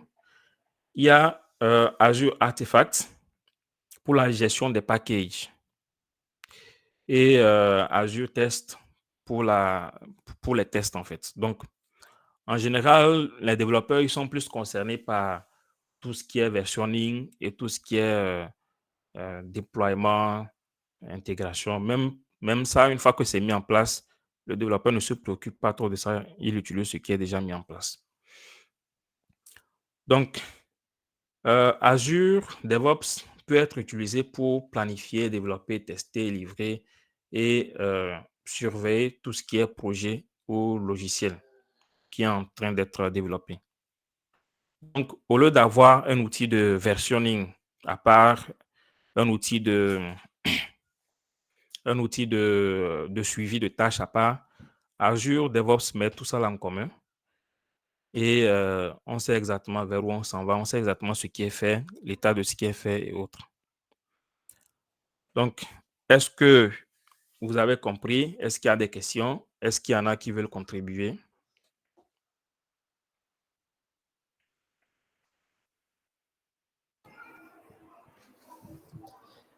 Au risque au risque de répéter tes phrases, je pense que tu as été un peu plus clair sur ce qu'est Azure DevOps.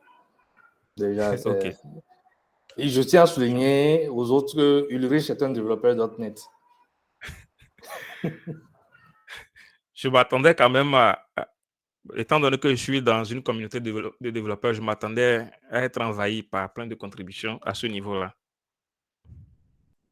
Oui, mais c'est correct. Juste que tu as tout dit. Et j'imagine que l'allure à laquelle les déconnexions commencent par baisser, je me demande si les gens ne sont pas déjà à la pré-match. J'avais apparemment sous-estimé leur passion pour le foot. OK.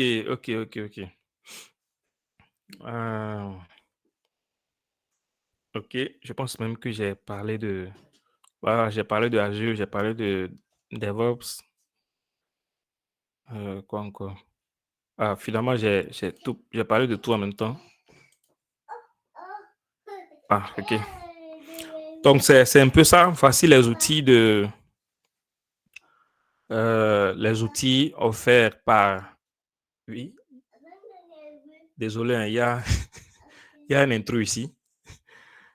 J'ai parlé des différents outils de Azure DevOps. Donc, nous sommes arrivés, en tout cas, moi, je suis arrivé à la fin de ma partie. Peut-être je vais parler un peu aussi des différentes versions d'Azure. Je ne sais pas si ça va vous intéresser. Il faut savoir qu'Azure DevOps, il n'est pas sorti d'un chapeau magique. Il y a eu des tentatives. En tout cas, il y a eu des produits avant Azure DevOps. Il y a par exemple le Team Foundation, pour ceux qui s'y connaissent. Il y a eu, après, je pense, le Team Foundation Services pour les services de Team Foundation Server, mais présentés sur le cloud. Ensuite, il y a eu quoi? Visual Studio Team Services. En tout cas, il y a eu tout ça jusqu'à ce qu'on obtienne le Azure DevOps Server que moi, j'apprécie beaucoup comme outil, même si ce n'est pas ce que j'utilise au travail. Mais je le recommande si vous voulez faire des tests et autres. Il faudrait peut-être aussi ajouter que Azure DevOps est gratuit. Oui, c'est pour ça. les 5 premiers développeurs. Si vous n'êtes pas sur un projet open source, bien sûr, et si l'entreprise n'est pas de grande taille. Oui. C'est ça. Et aussi, peut-être, comme c'est la conclusion, nous avons les quelques dernières minutes. J'imagine que bon nombre ici pourraient être intéressés à pouvoir entrer en contact avec toi, à voir dans quelle mesure ils peuvent être accompagnés ou conseillés pour sur une certification On a vu que tu es certifié PMP et tout. Donc, tu vois, apparemment, j'ai lu dans les esprits de Gédéon. Donc, si je suis intéressé à ce que Ulrich m'accompagne, qu'est-ce que je fais? Comment je fais? C'est aussi. Alors, il faut juste rentrer en contact avec moi ou avec un membre de eSoft Solutions. Et puis, j'en ai discuté avec Daniel. Il y aura une réduction particulière par rapport à cet événement-là, à ces webinaires-là. Donc, tous les participants, en tout cas ceux qui font partie de la communauté, pourront bénéficier d'une réduction. Il n'y a pas de prérequis pour pouvoir suivre une formation. Il faut juste avoir une connexion Internet, avoir peut-être un PC et aussi avoir la volonté de booster sa carrière professionnelle. Parce que c'est surtout ça. Hein. Il ne suffit pas juste d'avoir de l'argent et des équipements. Il faut aussi avoir la volonté. Parce que quelle que soit la certification ou quelle que soit la compétence que tu veux acquérir, en fait, il faut une certaine volonté pour pouvoir te démarquer des autres.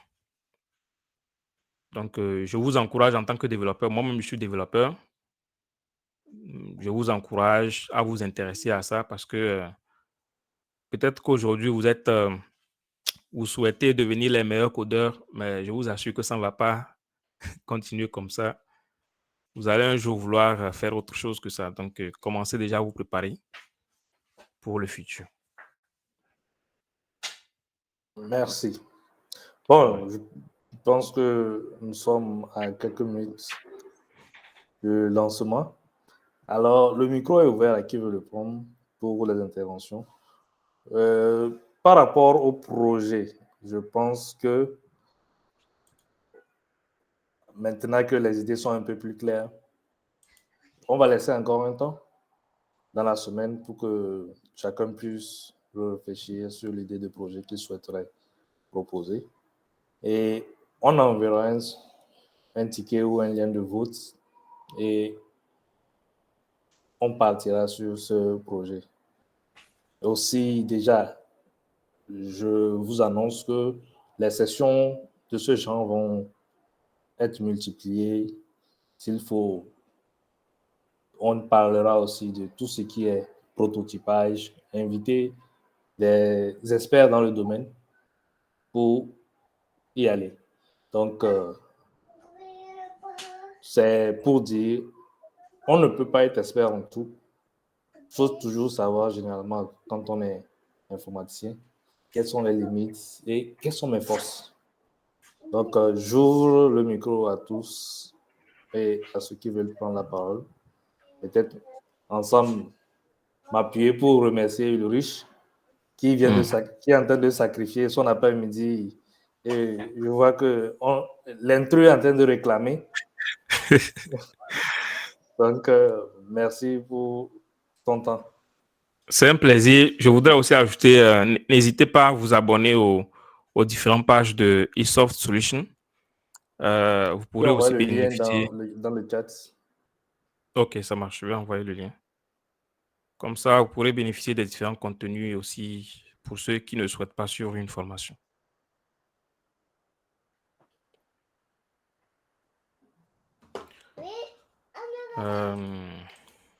Un instant, j'envoie le lien.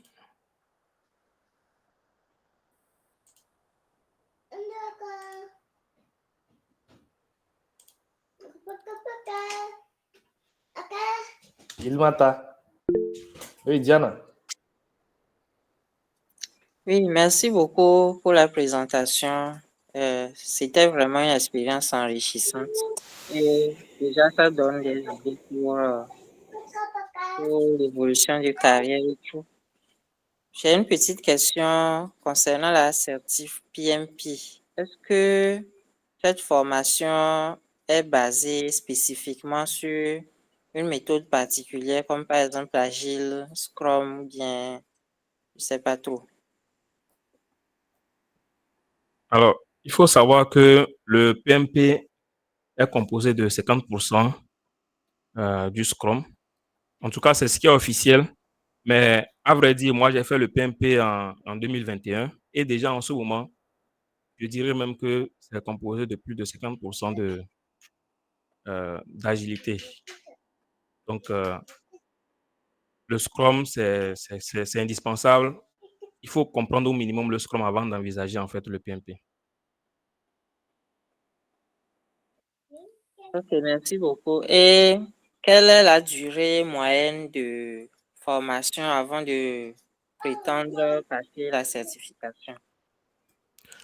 Le PSM, on peut l'avoir en 1 semaine, on peut l'avoir en 2 semaines, on peut l'avoir en 1 mois. Tout dépend de l'engagement. Pour les personnes, par exemple, qui travaillent et qui peuvent seulement se concentrer peut-être 1 heure ou 2 heures en soirée, tu peux avoir le PSM en 2 semaines si tu révises chaque jour, bien sûr. Mais là également aussi, si tu as une connaissance, tu as déjà une première connaissance par rapport au Scrum, ça peut aller beaucoup plus vite. Ben, en ce qui concerne le PMP, j'encourage de prendre un peu son temps. Moi, j'ai mis 1 an à avoir le PMP. Et durant ces 1 an-là, je me suis préparé régulièrement. Donc, une personne qui est capable quand même d'être régulière peut l'avoir en 6 mois. Maintenant, une personne qui a une plus grande expérience, c'est-à-dire tu es chef de projet depuis des années, tu maîtrises le rouage, tu veux juste avoir la certification juste pour certaines validations. Donc là, tu peux mettre moins de temps, tu peux mettre 3 mois, même voire moins que ça.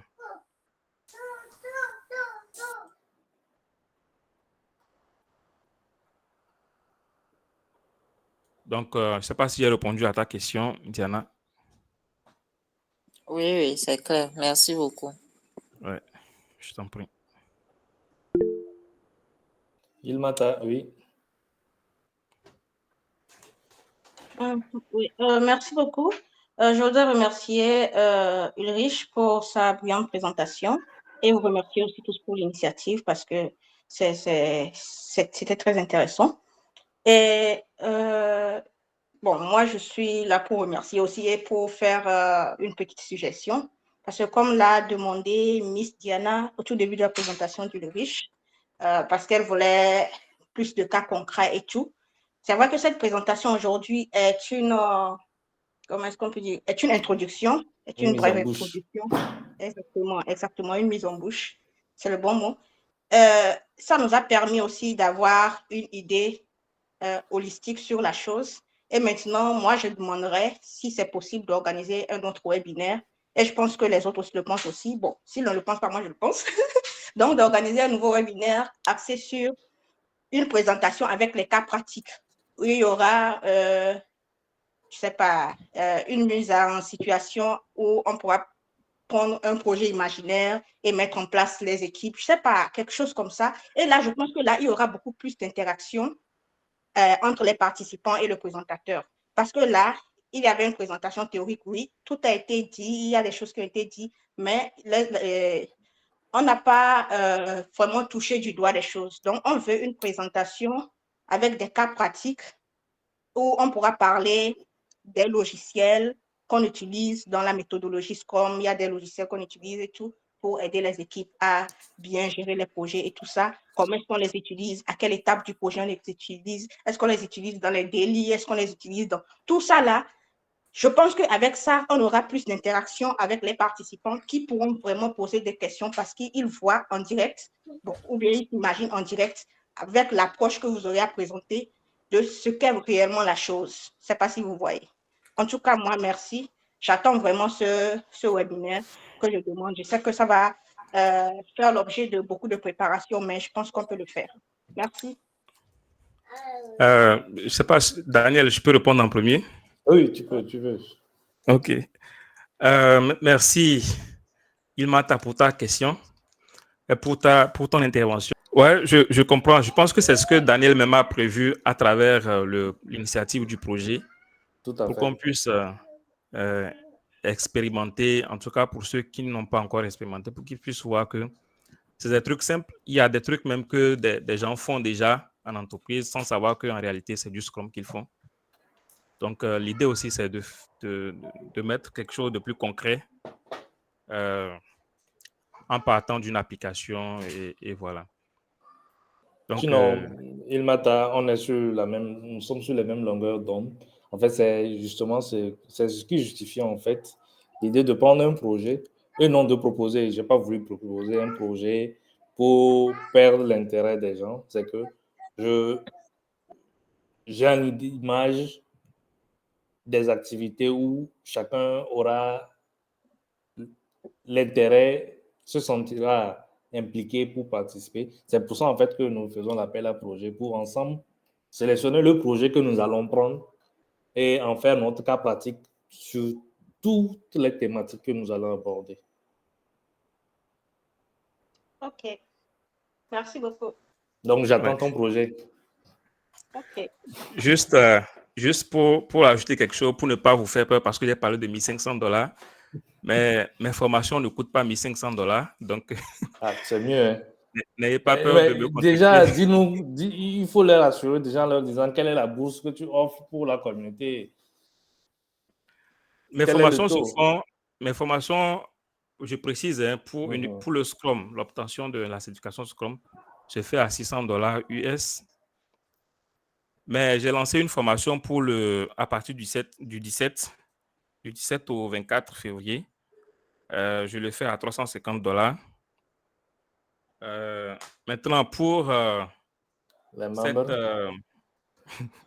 je n'ai pas encore vraiment réfléchi, mais ça peut facilement être une réduction de 50%. Ça dépendra du nombre de participants et puis on verra. D'accord. Donc, quel est le code qu'ils utiliseront quand ils te contacteront? Non, ça sera à travers toi. C'est Ok. mieux comme ça, je pense. D'accord. Donc, s'il n'y a pas d'autres interventions,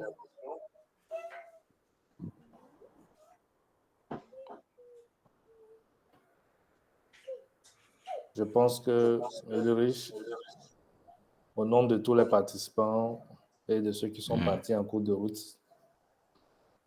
te disons merci pour le temps et on garde le contact. Ouais, merci à vous.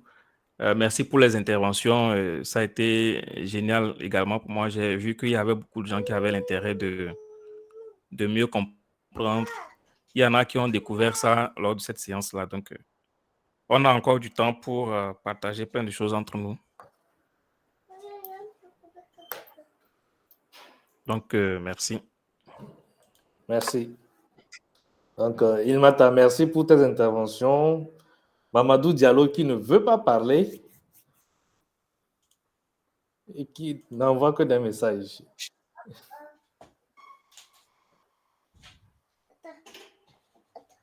Bonne soirée à tous. Bonne soirée. Bonne soirée.